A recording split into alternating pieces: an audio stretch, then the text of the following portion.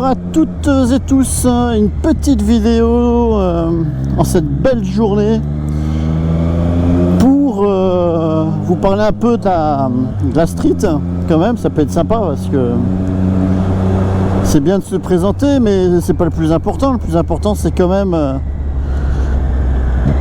ce que j'ai. Non, je vais pas dire ça parce que j'ai entre les jambes.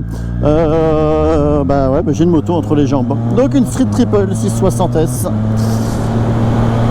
Alors cette vidéo pour vous dire un petit peu ce que j'aime sur cette moto et ce que j'aime un peu moins. Et vous allez voir, c'est très light ce que j'aime pas parce que je vais pas vous le dire tout de suite.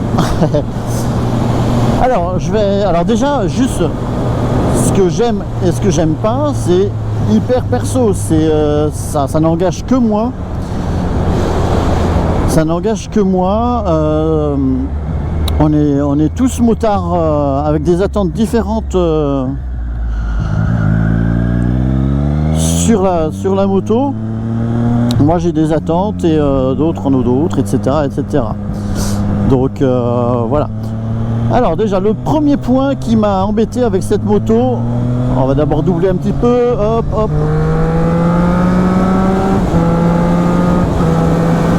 Voilà. La première chose qui m'embêtait, c'était déjà avant de l'avoir. Je l'avais déjà pas qu'à m'embêter. Et ouais, parce que 8009 quand tu l'achètes neuve, c'est 8900 € plus la carte grise. Et puis après, si on veut se faire un petit peu plaisir, un sabot moteur de 200-250 €, les rétros en bout de guidon, je sais plus combien c'est. Le support de plaque court, les clignots, les protèges carter, salut à toi. Enfin bon, voilà, l'addition peut vite monter. Donc le prix en neuf, ça pique un peu. Et d'occasion, en fait, c'est guère mieux. J'ai regardé un peu les prix. C'est un peu abusé les tarifs, mais bon. C'est le jeu de l'offre et de la demande, c'est comme ça. Donc voilà la première chose qui m'a embêté. La deuxième chose, alors c'est embêtant vu le contexte actuel, mais il n'y a pas mort d'homme non plus, c'est sa conso. Alors est-ce que ça vient de moi ou pas, j'en sais rien. En termes de conso moyenne, je suis à... alors ça dépend comment je roule. Si je pars en balade, enfin pas en balade, si je pars en road trip, à rouler vraiment tranquillou, chose qu'on peut facilement faire avec cette street. Allez, je vais être à 4 litres 9. Je crois que je suis jamais descendu en dessous de 4 litres 9. Et en tapant un petit peu dedans, alors c'est vraiment un petit peu, parce que comme je l'ai dit dans ma vidéo précédente, je suis un jeune motard et je fais pas forcément trop d'excès. Ça monte à 5 litres 5 max pour moi.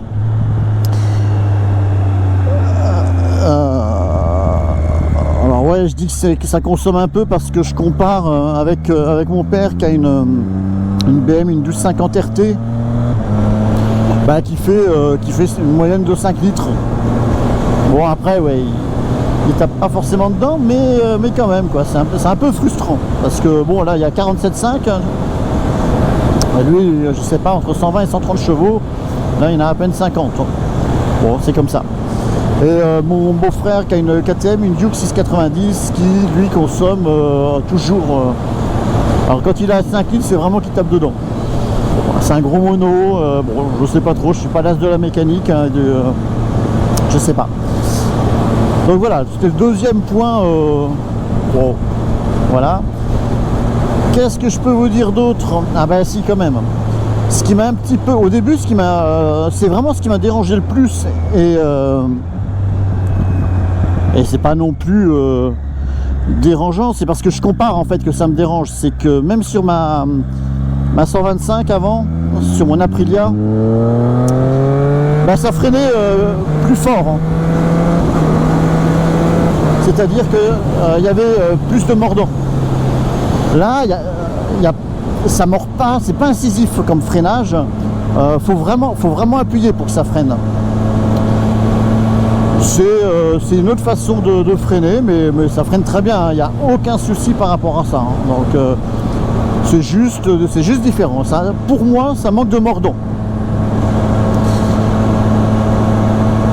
Qu'est-ce que je peux vous dire d'autre? Ah, les belles montgolfières de Touraine. Qu'est-ce que je peux vous dire d'autre? Bah, je crois que j'ai fait le tour. Hein. Honnêtement, il n'y a quand même pas grand-chose hein, sur cette street Hardy. Hein. Elle est vraiment top. Après, ce que j'aime, eh ben, comme pour le prix, même avant de l'acheter, ce que j'ai aimé, ben, c'est sa gueule. J'adore. Je la trouve vraiment superbe. Je la trouve superbe. Après, voilà, ça c'est pareil, hein, c'est hyper subjectif, on aime, on n'aime pas. Mais moi, j'adore. J'adore. Je l'aimais déjà, les premiers modèles avec ces deux gros phares ronds là, un feu rond. J'adorais. Et là, ces feux en amande, c'est vraiment top. C'est vraiment top pour moi. Donc ça, voilà. Ensuite, eh ben, c'est le comportement moteur. Moi, comme je vous ai dit, je reviens d'un 125 2 temps. Et ça se conduit dans les tours. 8000 tours, vraiment toujours au taquet. Et ben là, c'est terminé. Il y a du couple, il y a de la longe. Et c'est ça qui est vraiment kiffant sur cette moto. Le moteur, il est vraiment hyper élastique. On peut aller, voilà, allez, on va faire le test. Hein. Allez, on descend. Allez, je vais freiner un petit peu, tac. En 6e. 49, on peut même descendre. Allez, 45. Et personne derrière. 6e, 40. Et là, je vais mettre gaz. Et ça repart. Alors, c'est pas à foudre de guerre. Mais c'est juste génial. 40 en 6e. Et ça repart. Et ça vibre pas. Hein, ça vibre pas. Hein. Rien dans les cale-pieds, rien dans les... rien dans les mains, c'est vraiment top. Et puis si je veux monter dans les tours, alors le bridage est quand même bien fait. Allez, on descend, tac. Allez, deuxième, il n'y a personne derrière. En deux, en deux ça y monte. Allez, 8000 tours, 9000, 10 000. Bon, on va arrêter parce qu'à 11 000 on est déjà à 130 en deuxième, malgré que ce soit bridé. Donc ça, voilà, ça y va. 3, 4, 5 et 6. Il y a le shifter hein, dessus. Donc voilà, ce moteur est juste génial. Moi j'adore. Et en plus, ouais, alors j'avais un petit peu l'habitude quand même de piloter des motos, mais celui qui arrive qui a jamais conduit de moto, eh ben il se fait pas peur. Il peut arriver, il oublie de rétrograder, il loupe un rapport, machin. C'est pas grave. La moto, elle pardonne tout à ce niveau-là. Bon, après, en dessous 40 en 6e, c'est que là, t'as un peu merdé quand même. Hein. Le moteur, voilà, donc juste vraiment génial. Et ce bruit, le bruit, franchement, il est... Ah, j'adore ce bruit. Alors il n'y a pas que le bruit de l'échappement, c'est surtout le bruit de la boîte à air hein, et de l'échappement de ce 3 cylindres. Bah c'est juste kiffant, Et ce que j'aime, bah, c'est ce que je suis en train de faire là. Hop, ça tourne un peu, et ça, allez hop, on appuie un peu sur le cale-pied et ça tourne. Oh, toi aussi t'as envie de tourner là. Et franchement, allez hop. Et ça bouge pas, c'est génial. C'est génial. Une fois qu'elle est bien mise sur l'angle, on regarde où on veut aller. Et elle y va. Tranquillou bilou, elle y va. Alors après, je suis pas... j'ai quoi? J'ai 15 000 bornes à mon actif avec cette street. Elle est bien sûr pas exploitée à son max. Hein. De toute façon, même quand je serai sorti 2 à 2, elle aura pas été exploitée à son max. Ça c'est sûr. Mais quel plaisir! On se sent en sécurité. On se sent vraiment en sécurité. Elle est légère. Elle fait quoi, 166 kg à sec? Allez, on rajoute 17 litres d'essence. Je sais pas combien un peu d'huile, un peu de liquide de refroidissement, 20 litres. On est à 190 kg tout plein fait. C'est hyper maniable. Hyper maniable.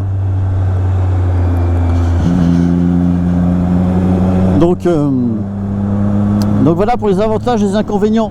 Encore une fois, pour moi, hein, parce que, encore une fois, je vous dis, c'est vraiment très subjectif. Après, j'ai aussi entendu dire que les suspensions, machin, etc. Bon, bah, comme je vous l'ai dit 1000 fois, le temps que je mette les suspensions à défaut, je crois qu'il me manque encore quelques heures de conduite et puis quelques gros freinages et voilà. Donc pour moi c'est largement suffisant. Après on s'y fait vite, hein. Alors le bridage alors si je veux quand même parler du bridage, hein, pour les A2 c'est super bien fait.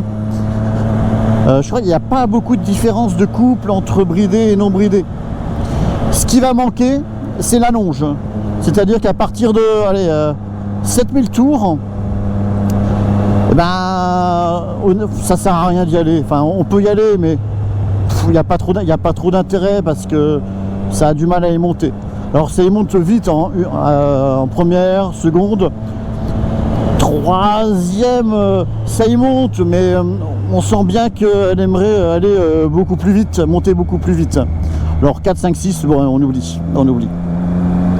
Ce qui manque, voilà, c'est la deuxième partie du compte tour, mais ça permet quand même de prendre en main cette street, de rouler plus sur le couple au final que sur de la vitesse, et c'est ça permet d'avoir un bon départ, hein, pour pouvoir ensuite, comme on veut, soit la débrider, soit passer sur autre chose. Alors si on reste chez Triumph, une petite street R ou RS, et pour les plus fous, un speed. Bon, je sais pas si c'est hyper exploitable le speed sur route. Bah oui, c'est toujours exploitable parce que c'est quand même notre main droite qui accélère ou pas. Alors, un Italien Tech, allez. Ouais, on est déjà rapide, voilà, on est déjà à 112, machin. Ouais. Ça monte quand même très vite. En fait, je sais pas s'il y a beaucoup de différence entre débridé et pas débridé jusqu'à 130. Bon, après, en effet, il y a forcément une différence. C'est vraiment l'allonge, hein, c'est vraiment l'allonge. Voilà ce que je voulais vous dire sur cette street. Elle est vraiment top. Elle est vraiment top. Voilà, messieurs, dames, et passez une bonne soirée, amusez-vous bien, roulez prudemment. C'est possible de se faire plaisir en roulant prudemment. Donc, éclatez-vous, et puis je vous dis à bientôt. Ciao!